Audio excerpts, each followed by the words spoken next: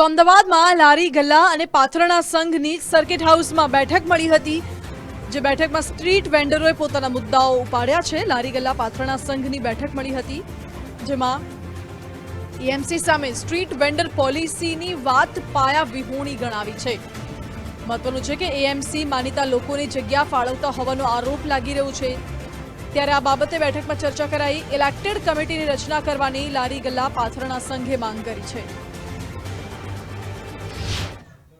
આવનારા પહેલા મહિનાના એન્ડમાં 10,000થી લારી ગલ્લાના પાથરણાવાળા મ્યુનિસિપલ કોર્પોરેશનની ઓફિસ દાણાપીઠનો ઘેરાવ કરવાના છે અને એ જ માગણી કરવાના કે ભાઈ ઇલેક્ટેડ કમિટીની રચના કરો। જ્યાં સુધી ઇલેક્ટેડ કમિટીની રચના કરો ત્યાં સુધી સૌથી પહેલાં રીસર્વે કરો, કારણ કે અહીંયા ઘડી જેટલા બી લારી ગલ્લા પાથરણાવાળા છે એમાં 80% લોકોનો સર્વે થયો નહીં, જે લોકો 10, 15, 20, 25 વર્ષથી લોકો કામ ધંધો રોડ પર કરી રહ્યા છે। એટલે રીસર્વે કરવામાં આવે।